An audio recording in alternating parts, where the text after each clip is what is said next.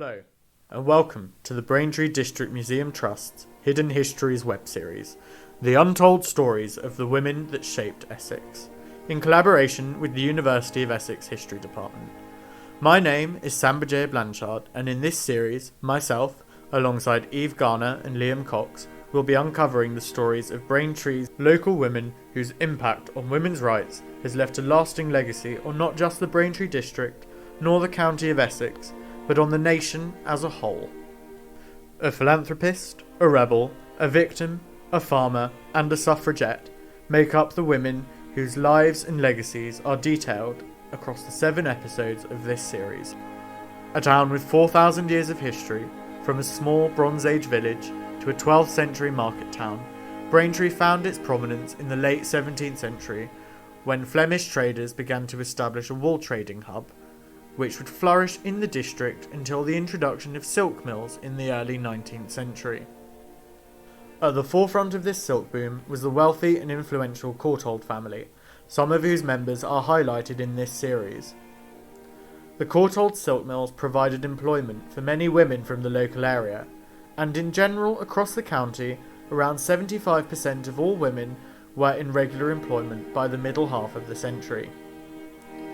With more and more women working as the century progressed, the questions surrounding their rights began to find themselves emerging at the forefront of society.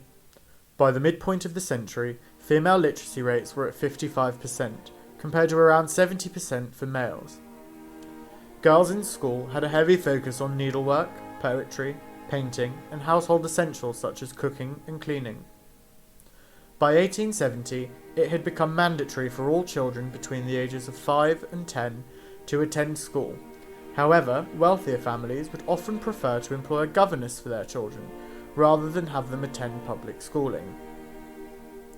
For working middle-class women, job opportunities would be found in such areas as nursing, a profession greatly improved by Florence Nightingale, or skilled, non-manual work that was often supervisory.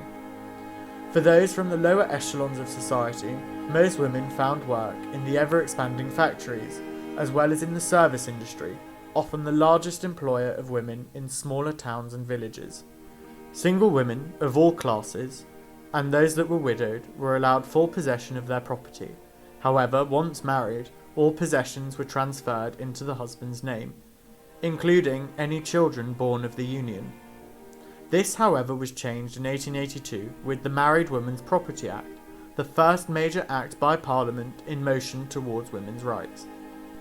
This, of course, is all undershadowed by the lack of women's rights to vote.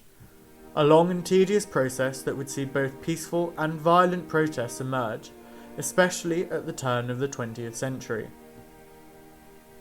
Many people are of course familiar with the likes of Emmeline, Christabel and Sylvia Pankhurst, Emily Davison and Flora Drummond, whose names are all synonymous with the suffrage movement.